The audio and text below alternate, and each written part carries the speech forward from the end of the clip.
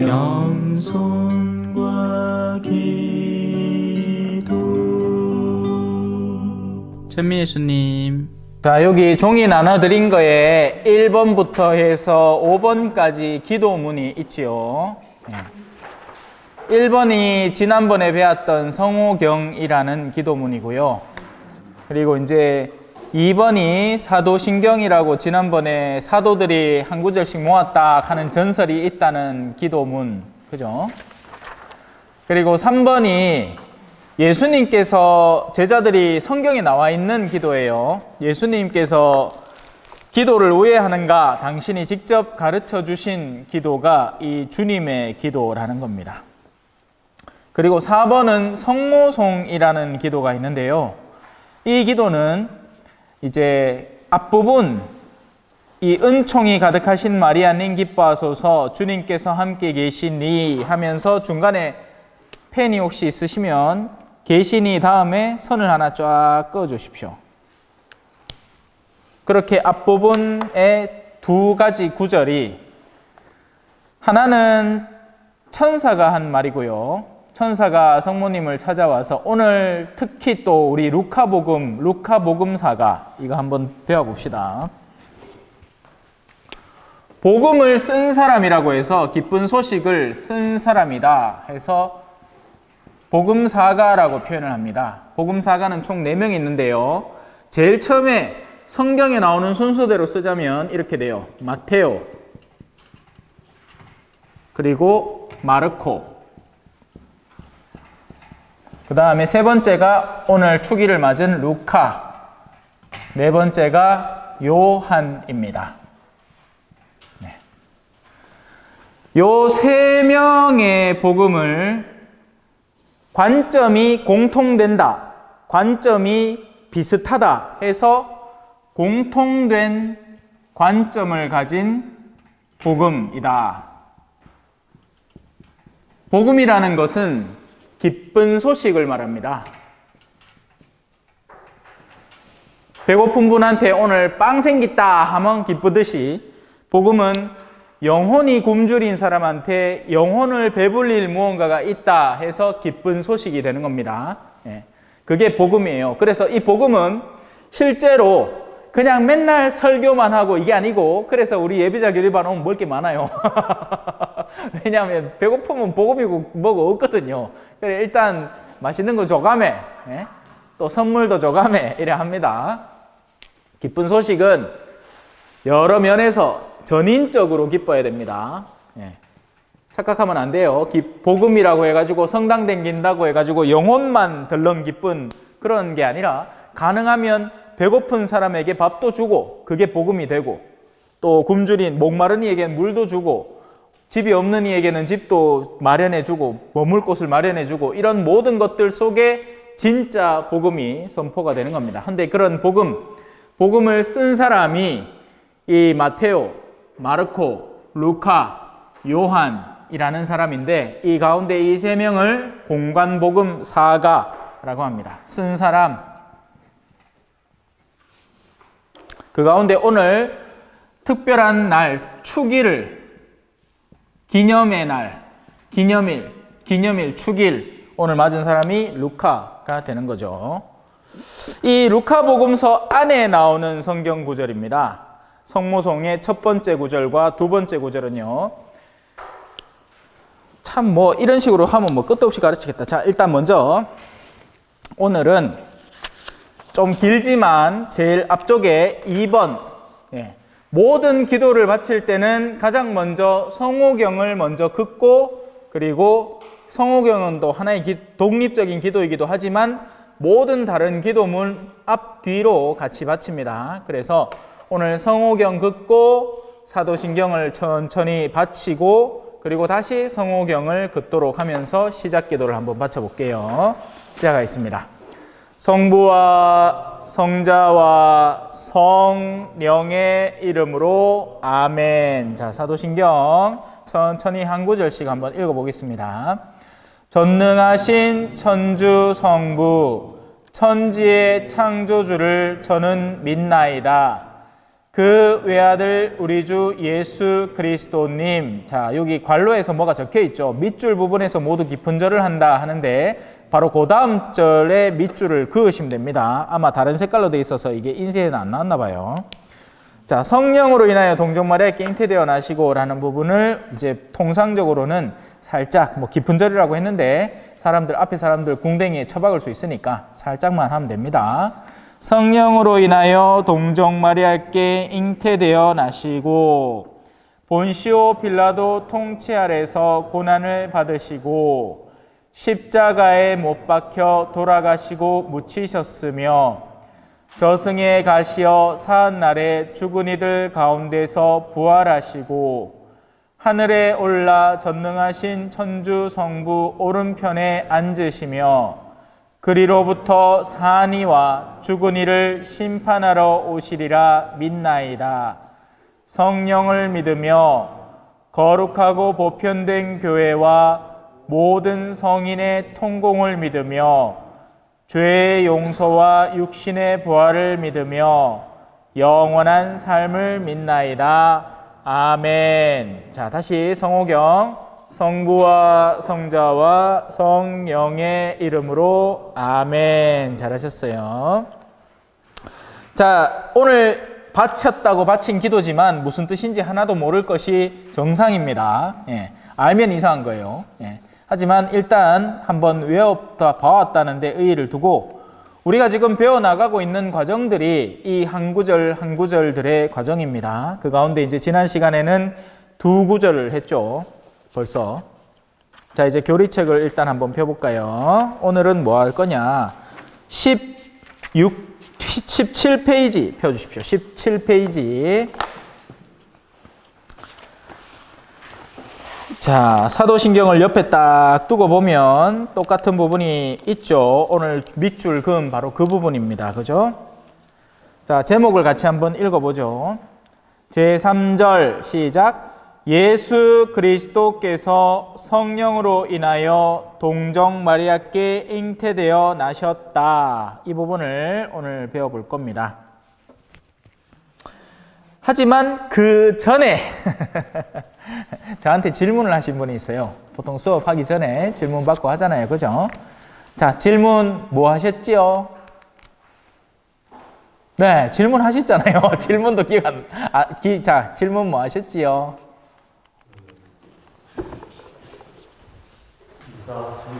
미사 순서. 그렇죠. 또 앉아야지. 미사 순서. 물수건 하나만. 아니, 이걸로 안 돼.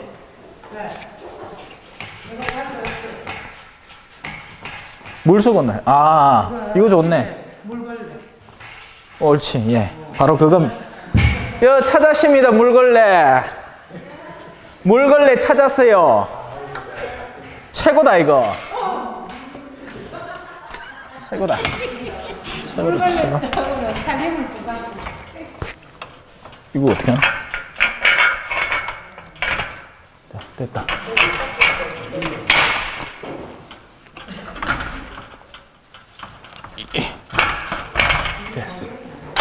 됐어. 감사합니다. 물걸레 제가 좀 빌려주이소. 내가 닦을게.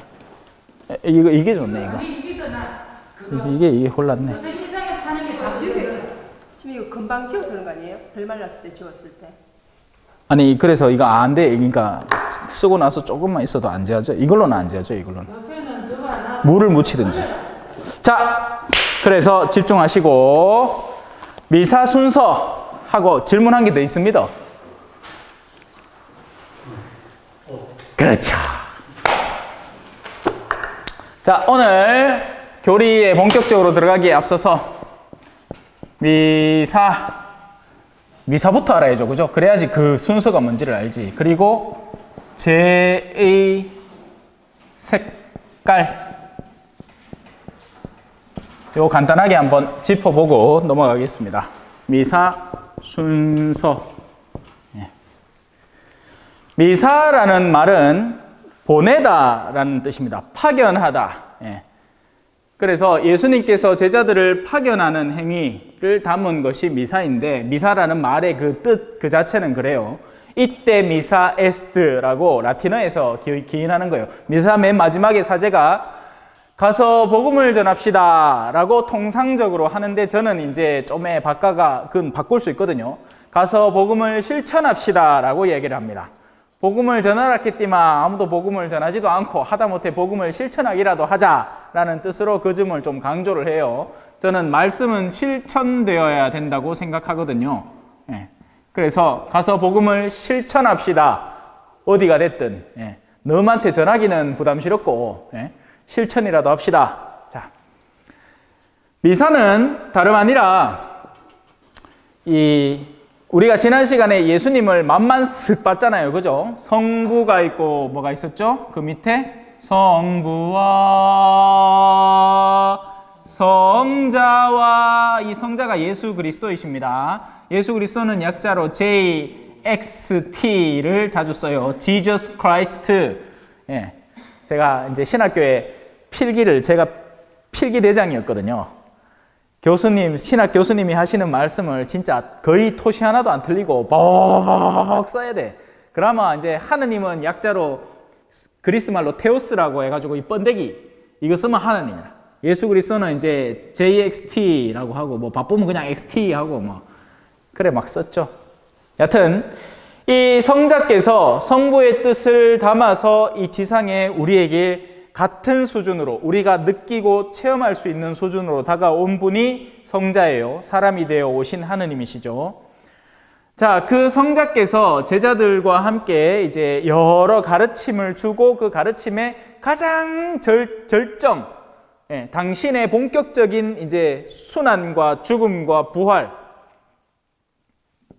순환, 괴로움, 죽음, 깨꼬닥, 그리고 부활, 뽀요용, 대사를 하는 거죠. 이거를 그리스도의 핵심 가르침이라고 합니다. 여러분들이 교리에 뭘 배웠나 하면 딴 건 대답 안 해도 예수님의 순환과 죽음과 부활에 대해서 배웠습니다 하면 거의 모범 답안이에요. 이거를 다른 말로 캐리그마,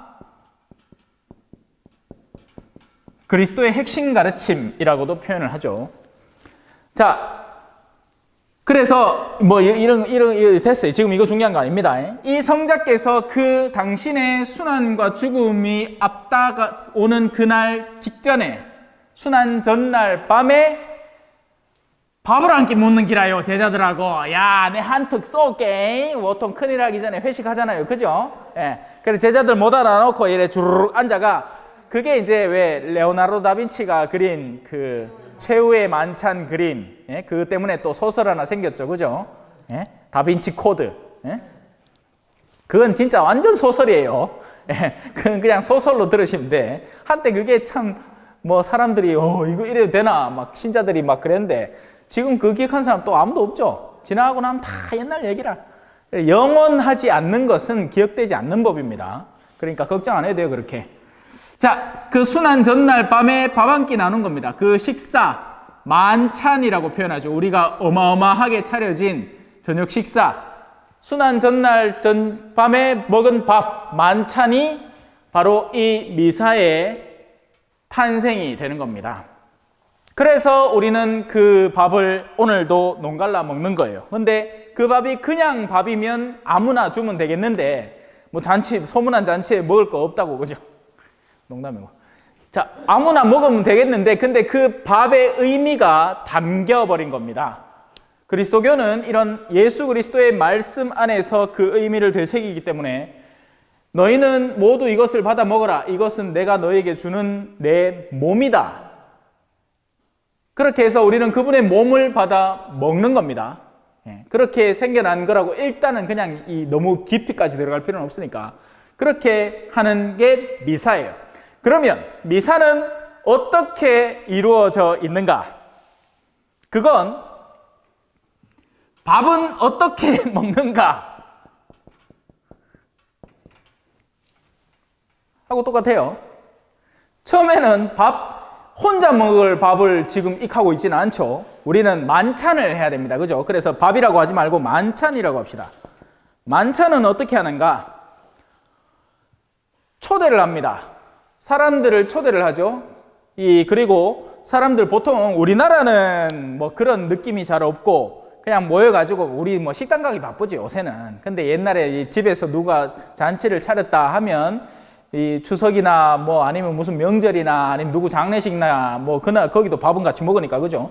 그럼 맨 먼저 뭘 합니까? 만남, 새로운 만남. 자, 만남을 하죠. 사람들이 모여드는 겁니다. 식사 자리에. 그러면 거기서 이제 서로 인사하고 반갑다 해서 막 하는 것이 뭐겠어요? 여기 자 매일 미사책 첫 페이지를 펼치고 보면 차례가 있습니다. 글씨가 깨알 같아가지고 좀 보기 힘드실 텐데 자, 첫 페이지를 딱 펼쳐보면 여기 순서 목차가 딱 나와 있거든요. 나머지 두껍한 칸은 전부 다 그날자의 특별한 이름들을 적어놨어요. 근데 제일 위에 보면 뭐라고 적겠습니다. 그게 뭐냐? 미사통상문. 아이고, 이거 잘 지어지고 좋네요, 이거. 예? 자, 제일 위에 보면 미사통상문. 공통적으로 항상 그러니까 상시적으로 쓰이는 문구들을 모아놓은 것을 미사통상문이라고 해요. 그게 3페이지부터 시작이 되죠. 항상 보면 이 매일미사책 초반부에 그 미사통상문이 다 꾹꾹 차 들어 있습니다. 네, 누구든지 보고 참조를 하라는 얘기죠. 근데 신자분들은 이미 자기들이 안다고 다시 잘 안 봐요.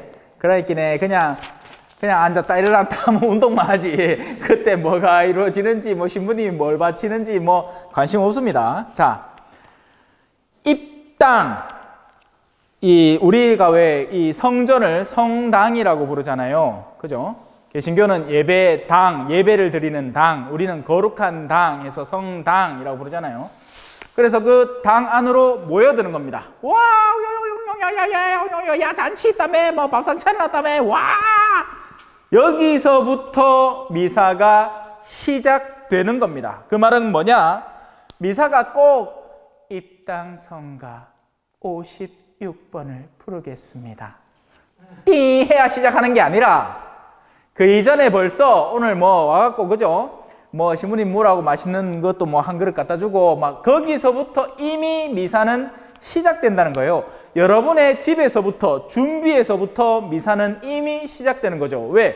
잔치집 가는데 아무거나 입고 갑니까? 아니죠. 잔치집 갈 차비를 차리고 가잖아요. 거기서부터 만찬은 잔치는 이미 시작이 되는 거죠. 그 이전부터 준비하는 과정들이 필요한 겁니다. 그래서 입당이라는 게 있는 겁니다. 이거 이런 식으로 하다가 이거 한 3시간 하겠는데 대충 갑시다. 대충. 자, 그리고 인사가 이어지는 거죠. 주례자가 오늘 우리 만찬에 오신 여러분들 환영합니다. 오늘 이 만찬의 의미는 이렇고 저렇고 하는 이야기를 이제 인사로 주님께서 여러분과 함께 이 자리는 내가 차린 자리가 아니고 하느님께서 여러분을 위해서 차린 식사 자리입니다 하고 인사를 하는 겁니다. 그래서 짧게는 주님께서 여러분과 함께 하면 또한 앞에서 그거를 대리해서 진행하는 저는 이제 이 집 집사인 거죠. 하느님이 주인이고 저는 집사. 근데 제가 그 일을 수행하도록 여러분들이 또 같이 기도해 줘야 되니까 또한 사제의 영과 함께 제가 그걸 하느님의 뜻에 맞게끔 내 영 안에 올바른 지향을 가지고 이 미사를 거행할 수 있도록 비나이다 라는 뜻이에요. 저는 우리 주님께서 마련하신 자리니까 그 주님께서 여러분과 함께 하기를 바랍니다 라는 뜻이고 여러분은 또한 사제의 영 안에 하느님의 뜻에서 당신의 인격을 써서 여러분에게 올바른 만찬을 만들어 주시길 바랍니다. 자, 그런 다음에 뭐합니까? 손 씻어야죠. 밥 먹기 전에. 그지요? 근데 이 밥은 무슨 밥이다? 영혼의 밥이죠. 그러면 이 영혼의 밥은 뭘 씻어야죠? 영혼을 씻어야죠. 영혼을 씻는 과정을 우리는 참회라고 합니다. 참회가 아니고 참회가 아니고 여기다 히읗을 붙여야 돼요. 참회, 깊이 성찰하고 뉘우친다는 거죠. 이 가톨릭 교회의 참회를 구체화한 하나의 행동이 있습니다. 그것을 바로 고해성사라고 합니다.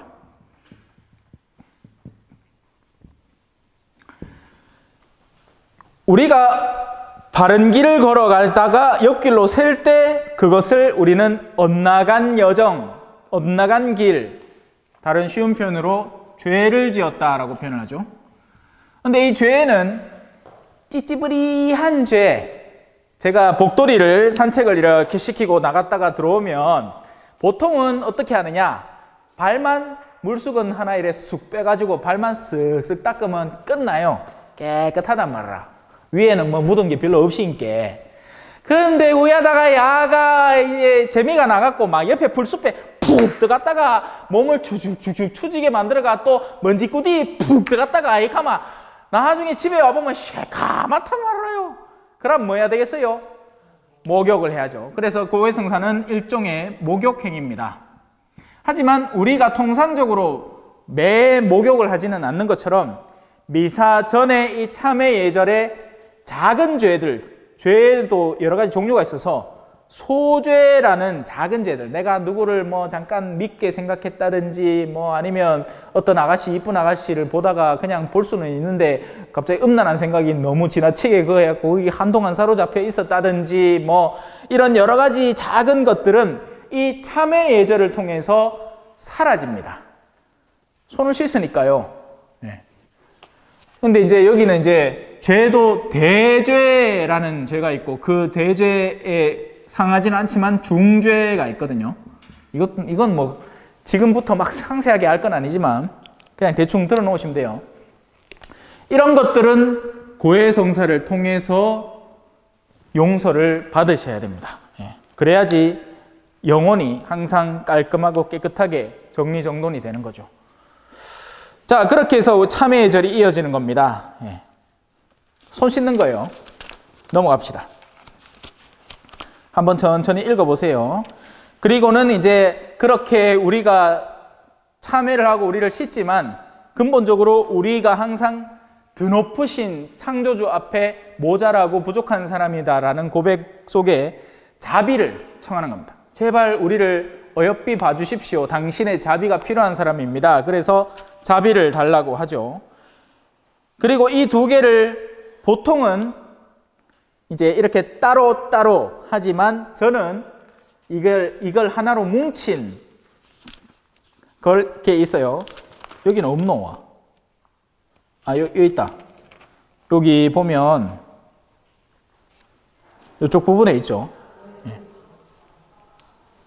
진심으로 5페이지에 있는 걸 우리는 통상적으로 이제 바치는 겁니다. 이게 양식이 총 3개가 있거든요. 그 중에 이 양식은 거의 아무 본당에서도 바치지 않아요. 그래서 주일미사 오면 저는 신자들이 많이 오고 이런 참회 예절의 의미를 살리기 위해서 1양식 내 탓이요 내 탓이요 뭐 하는 거 가슴 막 치는 거 보셨는지 모르겠습니다. 그런 걸 하고 저는 통상적으로 오늘 같은 날 짧은 미사에는 3번째 양식을 즐겨 씁니다. 예, 그렇게 알고 계시면 돼요.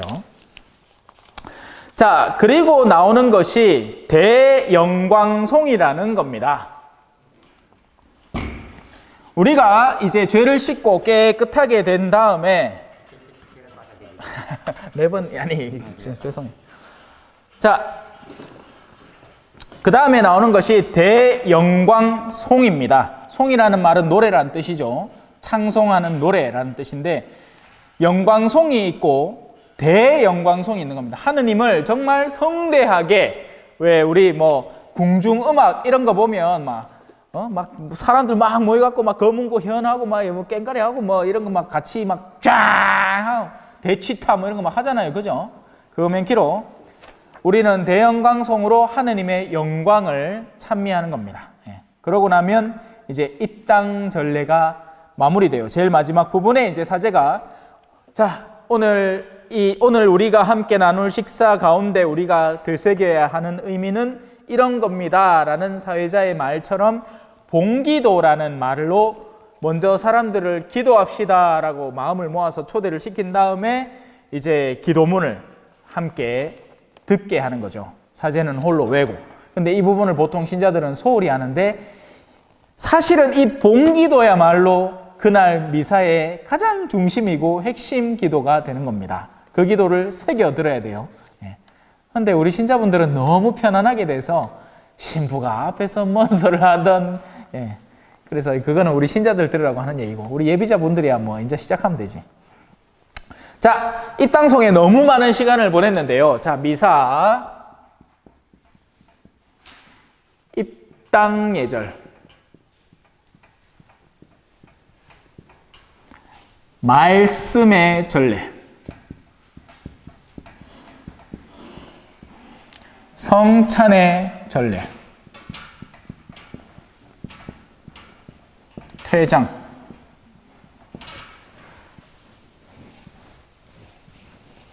자, 지금까지 입당 예절과 미사의 본뜻과 여러 가지 것들, 미사의 배경과 어디서 미사가 나왔는지 뭐 잡다하게 이야기했는데 그냥 교양으로 들으시면 됩니다. 우리 수업은 큰 부담을 안 가지셔도 돼요.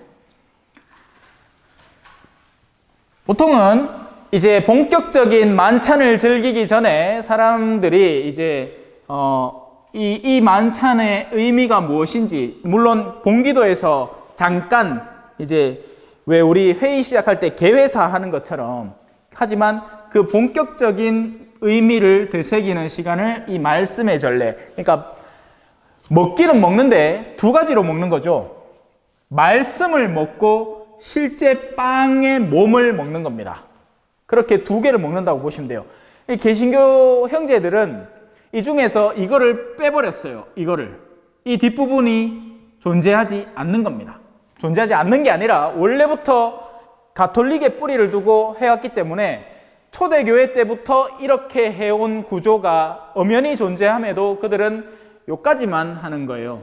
성경만 중요하다고 하면서 나머지 것들은 전부 다 필요 없다고 해버리는 거죠. 하지만 우리는 여전히 이걸 유지합니다. 물론 개신교 중에서도 뭐 성탄절날 흉내를 내기는 합니다. 흉내를. 하지만 그건 엄연히 말해서 성찬의 전례가 아니에요. 그들은 사제가 없습니다. 모두가 평신도예요. 모두가 다 똑같은 리벨이라고요. 근데 이제 그 와중에 또 목사님들이 그러니까 짜세가 안 나잖아. 그라이 천주교 신부님들이 하는 건 막 따라합니다. 막 영대도 만들고 심지어는 이것까지 재밌는 거 하나 알려드릴까요? 개신교 형제들이 이걸 특허내려고 했어요. 자기들 전통 목장으로 특허를 내려 했단 말이에요. 그러니까 특허하는 데서 이제 안 돼, 말도 안 되는 소리다 했지. 예. 하마터면 돈 주면서 이거 써야 될 뻔했습니다. 개신교 특허냈습니다. 자, 그래서 이 말씀의 전례 때는 말씀을 먹고, 그리고 그 말씀은 일독서, 뭐죠? 화답송.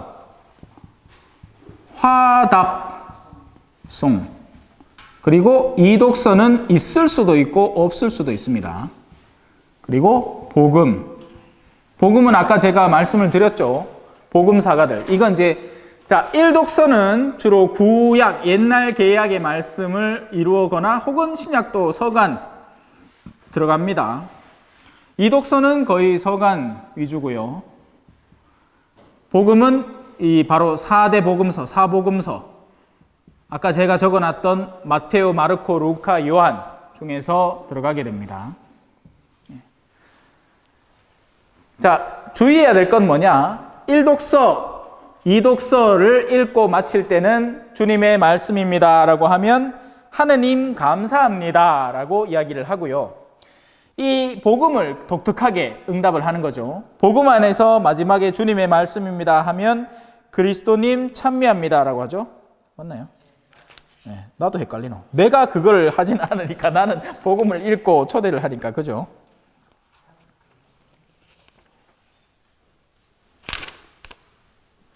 그렇지. 자, 그래서 자, 일독서, 화답송, 흔히 여러분들이 이제 평일에 오면 요까지 들으실 거예요. 요까지. 그리고 주일에 오면 요까지 들으십니다. 주님의 말씀입니다 하면 끝이, 응답이 어떻게 된다고요? 하느님 감사합니다. 하느님 이 세상의 구원의 역사를 만들어 주시고 우리한테 알려주셔서 그게 정말 고맙습니다. 감사합니다 라는 뜻이고, 복음은 그런 업적과 행적을 남기신 그리스도님 당신은 정말 아름다운 분이시군요. 그리스도님 찬미합니다. 이렇게 대답을 하시면 되는 겁니다. 다른 경우에도 뭐 맨날 헷갈리죠. 우리 신자분들 뭘 해야 되나. 근데 복음은 그리스도님 찬미합니다 하시면 되고, 나머지는 하느님 감사합니다로 통일하시면 됩니다. 신약, 구약 이렇게 나누면 헷갈려. 안 돼. 신약은 왜냐하면 여도 신약이 들어가니까. 여도 서간이 들어간단 말이에요. 자, 신약, 구약도 모르죠. 그러니까 신자분들이 지금 같이 있으니까 내가 막 헷갈린다. 완전히 제로에서 시작해야 되는데 지금 신자분들을 자꾸 보니까 신자분들이 이미 아는 걸로 자꾸 얘기를 하네. 자, 말씀의 전례에 들어간 김에 성경을 간단하게 구조화시켜 봅시다. 성경책, 두껍한 책이 하나 있는데요. 성경. 사도신경처럼 우리는 이제 좀 경을 어떤 존귀한 말들, 이런 것들을 표현할 때 경이라고 쓰죠. 옛날에는 성서라고 했습니다. 성서. 실제 옛날 책들 보면 요 있잖아. 자, 여기 예시가 있습니다. 성서라고 적혀 있죠. 신약 성서. 예. 하지만 요즘에 새로 이제 번역된 책은 이제 성경으로 바뀌었어요. 예. 상관없습니다. 뭐라고 표현해도. 단지 이제 좀 더 이게 존엄한 느낌을 주는 거죠. 예. 거룩한 책, 뭐 영어로는 다 똑같으니까 이것도 바이블이고 이것도 바이블입니다. 예. 자, 성경은 한 권의 책이 아닙니다. 예. 수많은 책들이 최종적으로 모여서 하나로 묶여진 것을 성경이라고 하는 거죠. 그러니까 이렇게 두껍합니다. 그리고 이 중간중간에 보면 뭐 막 마크가, 표시가 막 돼 있죠. 이게 전부 다 이제 하나하나의 책들의 구분점을 나타내는 거예요. 그런데 그 가운데 크게 두 개로 갈라집니다. 크게 두 개로. 옛날 뭉텅이, 새로운 뭉텅이. 그래서 그 옛날 것들을 낡은 약속, 오래된 약속, 구약, 옛날 계약, 옛날에 하느님과 이스라엘 백성이 나는 너희의 하느님이 되어줄 것이고 너희는 내 백성이 될 것이다 하고 우리 약속한 것을 구약, 옛날 약속이라고 하는 거고, 아니 유다인만이 아니다. 이제는 누구나 죽음을 이겨낼 수 있도록 이 새로운 약속 속에서 그 희망을 너희에게 심어주겠다 한 것이 새로운 약속, 신약, 새로운 약속이 되는 거죠. 그래서 구약 성경, 신약 성경으로 두 개가 나누어지는 겁니다. 그리고 그것이 이 안에 이렇게 교차 배치되어 있는 거죠. 그 신약 가운데에서도 덩어리를 뚝 나눠서 복음이 앞부분에 위치해 있고, 그리고 뒷부분은 편지들, 여러 가지 편지들. 교회는 이렇게 살아야 됩니다. 여러분들 지나치게 술 먹으면 안 되고요. 만취해서도 안 되고요. 흥청대는 술잔치도 안 되고, 시기해서도 안 되고, 싸워서도 안 되고, 막 이런 얘기들이 가득 담긴 책들이 서간에 있습니다.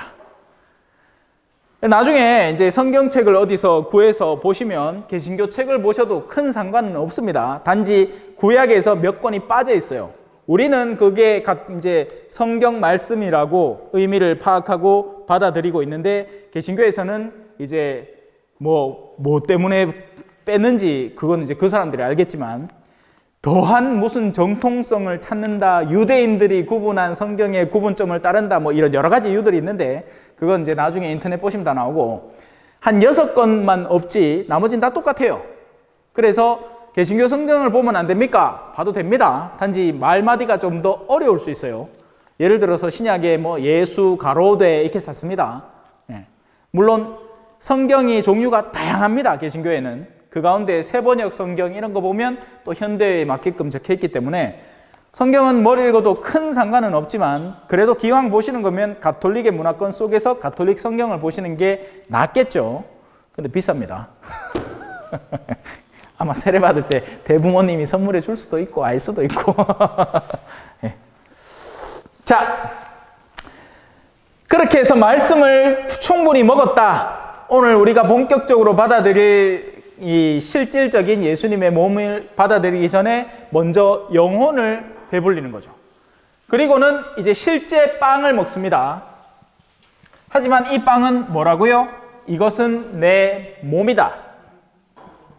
그래서 빵만 먹는 게 아니에요. 빵과 포도주를 원칙적으로는 먹는 게 맞습니다. 포도주. 자, 빵이 몸이면 포도주는 뭐겠습니까? 피, 몸속에 들어있는 물이 있죠. 우리 인체는 한 70%가 물로 이루어졌다 있다 하죠. 자, 빵은 당신이 내어주는 몸이고 포도주는 이제 당신이 흘리는 피를 상징적으로 의미하는 겁니다. 그래서 사제는 미사 중에 이 성작이라고 표현하죠. 이래 가만히 사제가 하는 걸 지켜보면 신기한 일 많이 합니다. 자, 먼저 포도주, 빵은 그냥 들어 올려서 여러분한테 보여주는데 요거는 하기 전에 복사들이 이래 쫄래쫄래 와요.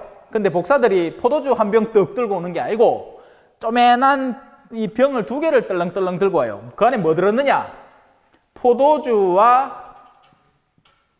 자꾸 포도주란다. 포도주와 물이 들어 있습니다. 미즈. 자, 요거를 적절한 비율로 섞습니다. 포도주를 한 80%, 물을 한 20%, 뭐 이거 퍼센트는 중요한 게 아니고 농담이에요. 이 술 못하는 분들은 이제 포도주를 쪼매만 넣기 때문에 물도 쪼매만 넣으십니다. 그러면 이제 요 밑에 이제 찰랑찰랑 찰랑대네 잔에 담긴 포도주처럼. 자, 그래서 포도주와 물을 섞습니다. 왜? 예수 그리스도의 본성 안에는 우리가 왜 지난 시간에 삼위일체를 배웠잖아요. 성부, 성자, 성령은 위격이 3개이면서 본체로서는 한 분 하느님이시다 라고 배웠습니다. 그죠? 근데 이 성부, 성자, 성령의 3 위격 가운데 이 성자라는 페르소나, 위격은 그 안에 하느님이시며 동시에 사람인 것을 한데 가지고 계시는 겁니다. 그래서 이것 역시도 신비라고 표현하는 거죠. 신비. 알 수 없는, 인간의 지성으로는 담아낼 수 없는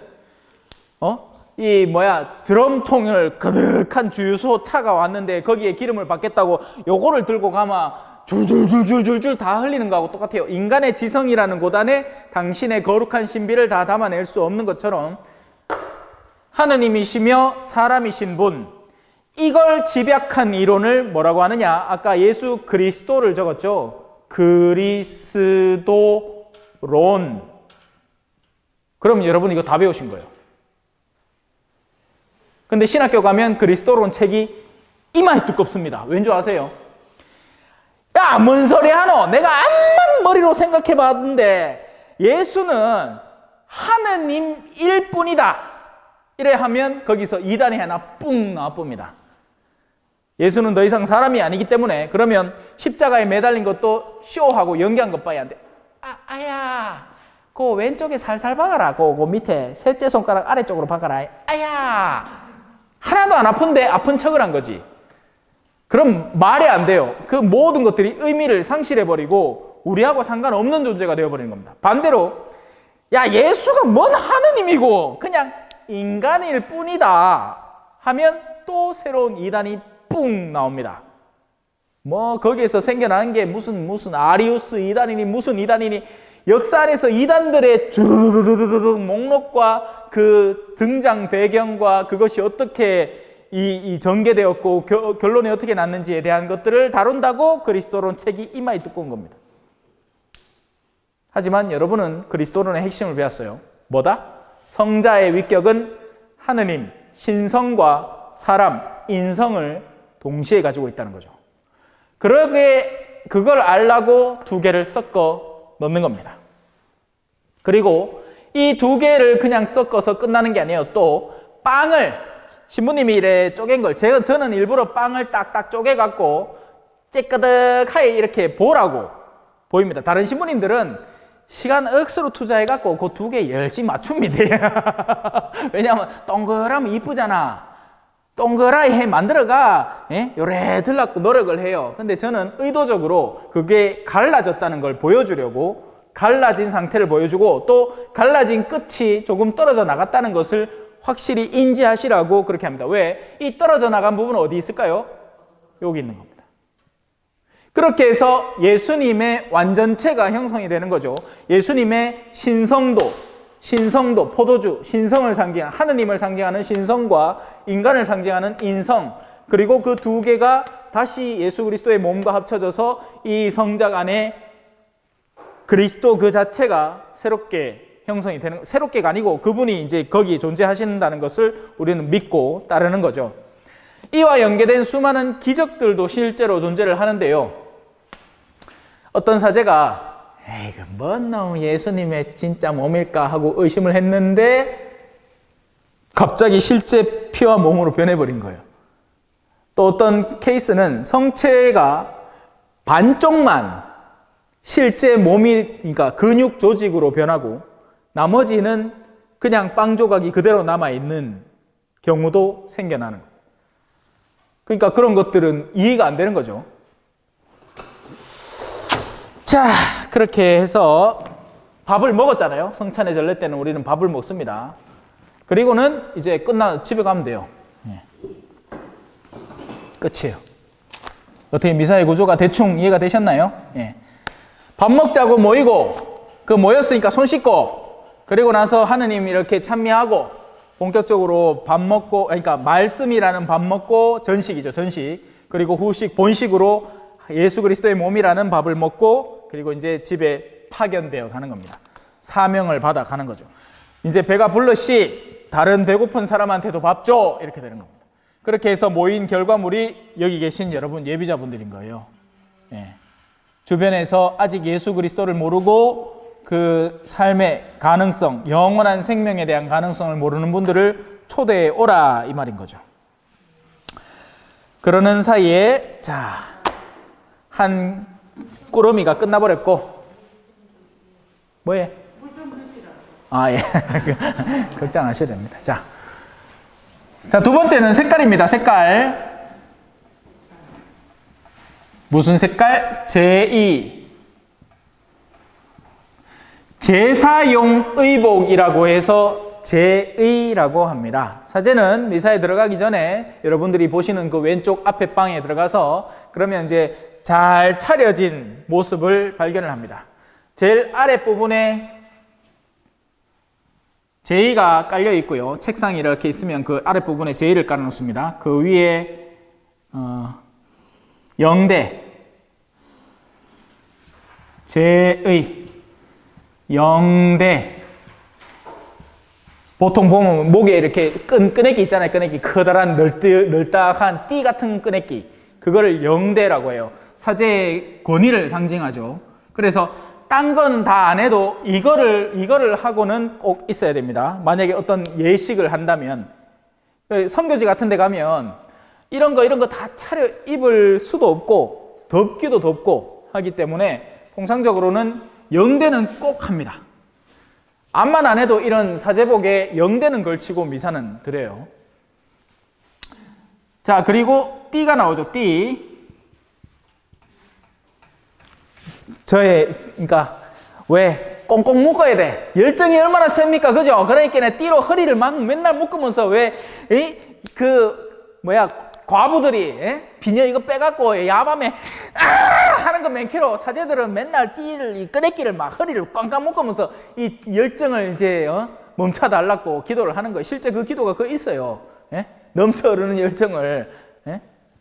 그 띠가 있습니다. 그리고 그 띠 위에는 장백이라는 게 있습니다. 길다란 백색 의복. 옛날로 치면 로마인들 속옷이에요. 로마인들 속옷. 이게 뭐냐? 여기 위에 하나 더 있는데 개두포라고 합니다. 개두포. 이거는 보통은 잘 안 써요. 왜냐하면 이거는 진짜 거추장스럽고 덥거든요. 개두포는 뭐냐? 군사들이 전쟁에 나갈 때 투구를 쓰기 전에 그 투구를 그냥 쓰는 게 아닙니다. 우리 왜 군복 입을 때도, 그죠? 전투모 쓸 때 그 전투모 속에 뭐 이렇게 막 부유대, 지지대 이렇게 있잖아요. 그게 있어야 되지. 없으면 들그득 하는 거 그대로 머리에 하면 아파 죽습니다. 투구는 오죽 아프겠어요. 그죠? 그러니까 그 안에다가 먼저 이렇게 머리 수건 같은 걸 이렇게 써요. 그러고 난 뒤에 그 위에 이제 투구를 쓰는 겁니다. 그처럼 내가 이제 주님과 영적 전쟁에 임하는 거죠. 더러운 영들과 미사에 나갈 때마다. 그래서 원래 이 계두포를 그냥 이렇게 덮어 쓰는 게 아니고 머리에 먼저 이렇게 덮어서 기도하고 그리고 어깨 뒤로 넘겨서 X자로 X맨 딱 되는 거예요. 근데 그게 이제 너무 거추장스러우니까 계두포는 빼고 보통은 이제 나머지부터 시작을 하는 거죠. 장배기, 내 영혼을 깨끗하게 보존하도록 하고 그리고 띠를 매고 거기에다 영대를 이제 걸쳐서 다시 띠를 마무리를 하고 마지막으로 제의를 입습니다. 그게 제의라는 겁니다. 오리가 겉으로 보면 우아하지만 속에는 억시 바쁘다 카이. 성사 열심히 주고 이제 미사 나온다고 떡 나오는데 1분도 안 돼갖고 사회자가 방송 막 이제 미사 시작한다고 개뿐만 나는 입는다고 바빠 죽겠는데 시간도 안 준다 카이. 오늘도 그랬어요. 오늘도 구라이께는 내가 2절 때 안 나왔습니까? 1절 벌써 건너가 붙고 나도 좀 거룩하게 좀 기도도 좀 하면서 좀 천천히 있고 싶은데 막 사회자는 그냥 시간만 보고 막 시간 됐다고 바로바로 해버리기라 그러면 안 돼. 그러면 나 혼자 막 바빠 죽는다 하겠네. 아이고 씨 이거 멜 것도 많고 막 개도포까지 했으면 얼마나 바빴겠노, 그죠? 자, 근데 그 제의는 오늘 무슨 색깔? 빨간색.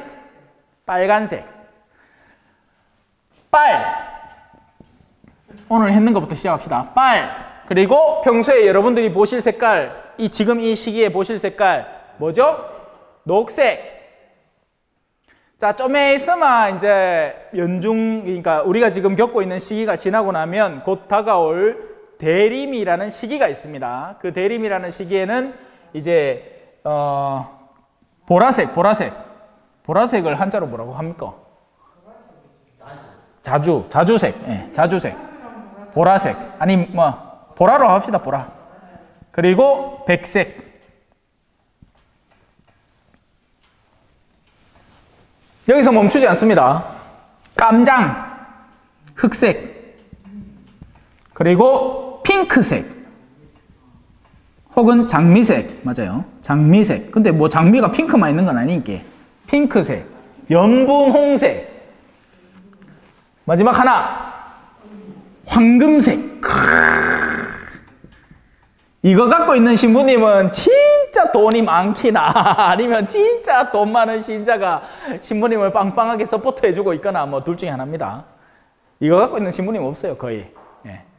정말 뭐 자기 서품 때 진짜 큰 본당에 신자들이 막 도움을 막 너무 줘가지고 막 돈이 남아 돌아가지고 만들었거나 뭐 그런 거 아니면 이것까지도 잘 없습니다. 이거는 옛날에 사라졌습니다. 왜? 이거 뭐 무슨 색이겠어요? 지금 이 색이잖아, 그죠?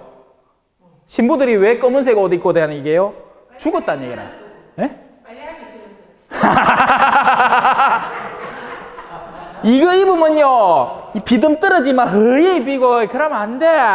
목도리가 이거 쓱 핥다 보면 침 자국 허옇게 말라붙고 이러면 안 돼. 자, 검은색은 빨리 하기 싫어서. 검은색은 죽음을 상징해요. 예, 죽었다는 얘기예요. 그러니까 나의 이 현세적 인간성은 죽었다는 얘기죠. 그러니까 이제 결혼도 뭐하고 니는 그냥 하나님만 보고 살아 이 말입니다. 딴 데 헛짓거리 하지 말고 뭐 어디 돈으로 막 일확천금 노리지도 말고 골프장 잡고 다니지 말고 뭐 양주 잡고 먹지 말고 하느님만 오직 보고 그분 안에서 기쁨을 누리면서 살아. 지금 죽어야 사즉생이라. 이 말 누가 했죠? 이순신 장군이 했지만 원래는 예수님이 했는 말이에요. 밀알 하나가 땅에 떨어져 죽으면 열매를 맺고 죽지 않으면 한 알 그대로 남는다. 그게 곧 생즉사 사즉생이죠. 누구든지 나를 따르려면 내 십자가를 메고 나를 따라야 된다. 자기 생을 구하려는 사람은 생을 잃을 것이고 자기 생을 잃는 사람은 이 현세에서 내 이름 때문에 생을 잃는 사람은 생을 얻을 것이다 하는 그 약속을 믿습니다 하고 산다는 의미입니다. 요 모간지에 요거는 요 플레 숟가락. 급할 때 요 플레 떠먹을 때 요래 하면 안 되지만 이거는 이제 로마 가톨릭 소속 사제라는 뜻으로 이 백색, 정결, 승리, 희망의 색깔로서 백색을 쓰는 겁니다. 자, 이렇게 제2 색깔 이해하셨지요? 자, 그러나 여기서 좀 더 봐야죠. 자, 의미가 있습니다. 빨간색! 이거는 피 터지는 겁니다. 피. 예? 피 터지는 거. 죽었다는 얘기. 빨간색을 쓴 날은 어느 성인 중에 한 명 순교로 죽었구나. 예. 순교자의 색깔이죠. 순교자. 또 사도들의 색깔입니다. 또 빨간색은 타오르는 불을, 그죠? 우리 주유소옆에 가면 막 풍선이 막 익하고 있잖아. 막 헐헐 타오르는 불을. 그래서 성령의 색깔이기도 합니다. 거룩한 영, 성부와 성자와 성령, 그 성령께서 우리 각자에게 다가오시는 겁니다. 살아있는, 생생히 살아있는 열정과 이런 피와 이런 그런 모든 의미가 빨간색에 담겨 있는 겁니다. 녹색은 인간이 가장 편안하게 누릴 수 있고 즐길 수 있는 색이라고 하죠. 그래서 다른 색깔들은 자극적이지만 이 녹색은 편안함을 줍니다. 항구적이라고 표현하고 영원을 의미하는 거죠.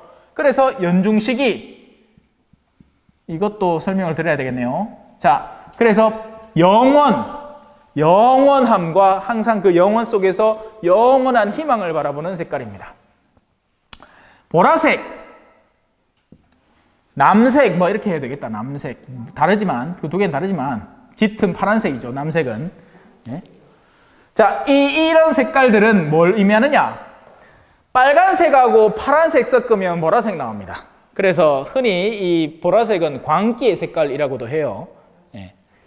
근데 이게 그럼 뭐 음침하죠?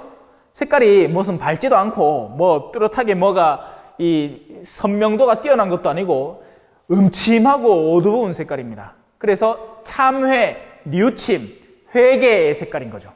우리가 지금 진짜 다가오는 손님을 맞기 위해서 지금은 우리가 인내하고 인고하고 견디는 시간이다.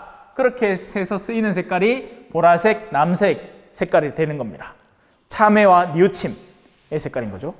백색은 하느님의 영광, 빛, 광명, 승리의 색깔입니다. 그래서 우리는 백색을 쓰는 겁니다. 자, 이 남색에다가 흰색을 태우면 어떻게 되느냐? 이런 색깔 비스무리에 나와요. 물론 이거는 이제 빨간색에다 흰색 섞으면 핑크가 나오지만 연분홍색 이렇게 떠올려 보면 되죠.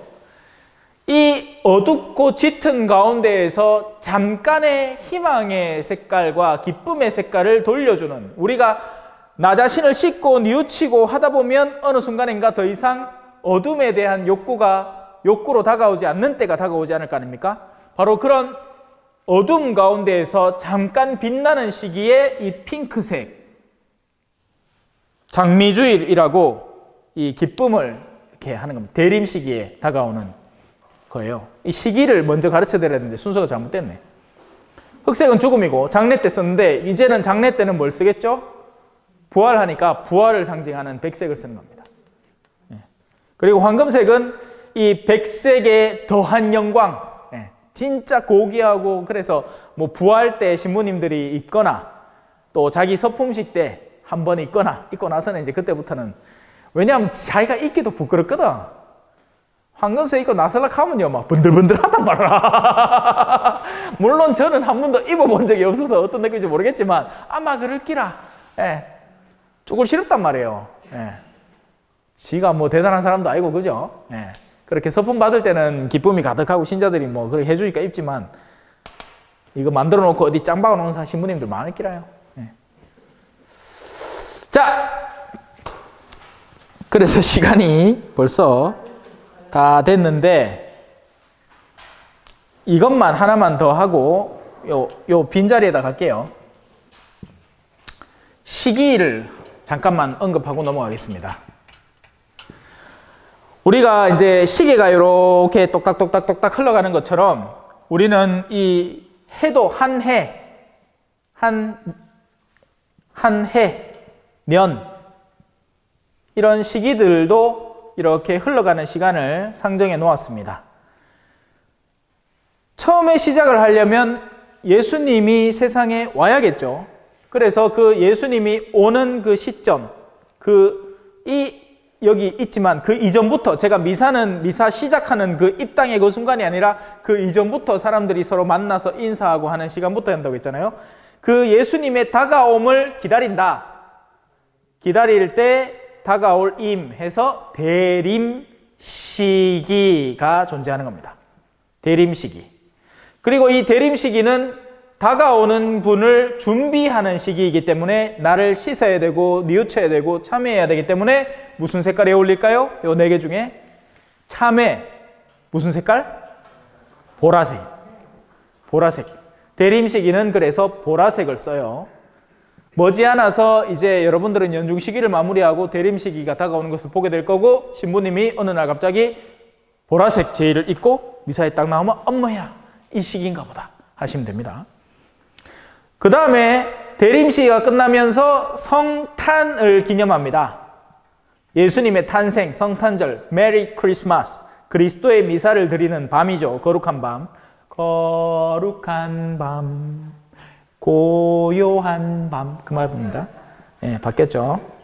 성탄 이후의 시기니까 뭐겠어요? 성탄 시기. 그리고 이 시기는 예수님이 오셨으니까 이제 환한 작은 별빛이 이제 환한 빛으로 다가왔으니까 백색이 어울리는 겁니다. 그래서 이 성탄 시기는 백색입니다. 백색으로 가득 차요. 자, 그 다음에 이제 뭔가 중간에 메꿔지는 시간들이 있습니다. 항상적인 시간들. 뭔가 특별할 게 없으면서도 그날이 항상 특별한 날들. 바로 항구적인 시간, 연중. 한 해 연중에 있는 시간이라고 해서 연중 시기. 여기도 연중 시기가 양쪽에 배분하고 있습니다. 지금은 우리는 연중 시기에 거의 막바지를 다가가고 있는 거죠. 10월이니까. 그죠? 왜냐하면 12월에 성탄절이 있으니까 성탄절 이전부터 4주간의 대림 시기가 있으니까 거의 뭐 11월 말부터 대림 시기가 시작이 되고요. 우리는 지금 연중 시기에 거의 막바지를 향해 가고 있습니다. 연중 시기의 거의 막바지에는 이제 종말에 대한 이야기가 막 나올 거예요. 평일미사 오면 재밌습니다. 이제 종말 이야기 막 하니까. 나 혼자 재밌을 수도 있고 신자분들은 별로 재미없어. 자, 요 중간에 하나 남았습니다. 그리고 그 중간에 남은 시기는 또 양분이 됩니다. 예. 이 정점에 있는 시기가 뭐냐? 우리 그리스도교의 신앙의 핵심. 제가 아까 전에 신앙을 뭐 배웠느냐라고 물어보면 이걸 얘기하면 된다라고 했죠. 3가지. 순환, 죽음, 부활입니다. 그렇죠? 부활입니다.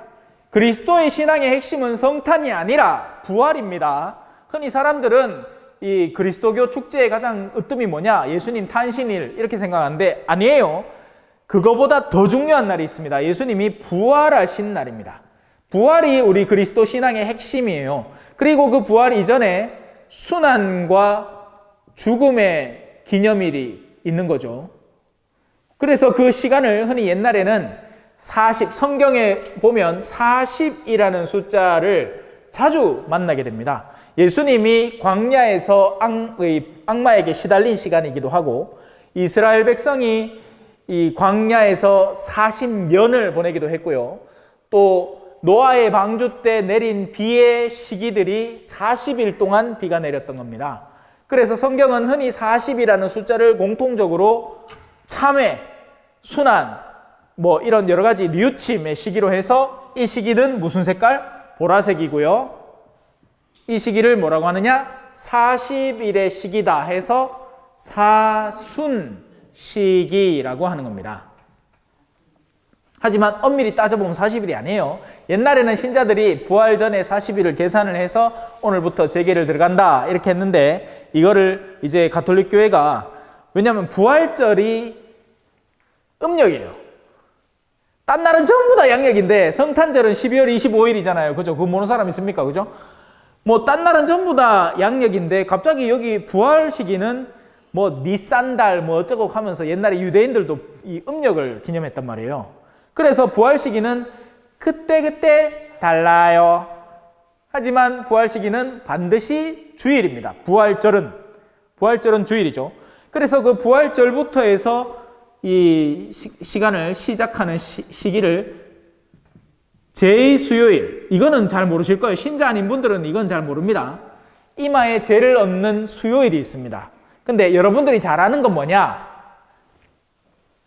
요 직전날 카니발, 막 브라질에서 막 하는 거 있잖아요. 삼바 축제 막 하고 막 카니발 하는 거 있잖아요. 그게 뭐 하는 짓거리들이냐? 내일부터 우리 죽어야 된다. 내일부터 이제 사순식이 들어가 있긴 해. 맛있는 것도 못 먹고 놀지도 못하고 그라이 오늘 미치도록 놀아보자 하는 게 카니발, 까르나발 축제인 거예요. 브라질에. 이 남미에서 저는 이제 선교 생활을 했잖아요. 이 사람들 진짜 웃깁니다.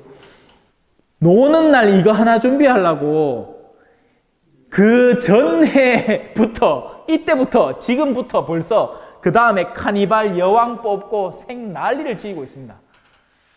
그날 술 팔고 막 하려고 막. 그러니까 언뜻 문화적으로 가톨릭적인 것처럼 보이지만 그 안에 어마어마한 세속성을 집어넣어 버린 거죠. 안타까워요. 자, 그렇게 해서 사순시기를 지내고 나면 이제 부활, 요 사순시기 마지막 부분에 가장 그리스도교적으로 순환과 죽음을 기념하는 거룩한 한 주라고 해서 성주간이 존재하고요. 그리고 부활 시기가 되는 거죠. 부활 시기는 무슨 세기일까요? 백세기입니다.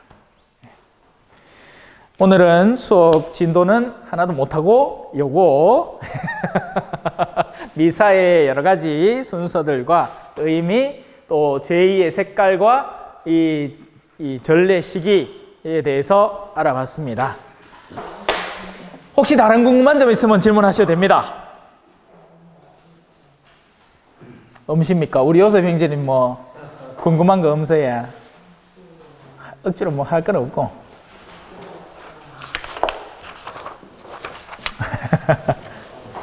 자, 그러면 오늘 사도신경을 시작 기도로 했으니까요.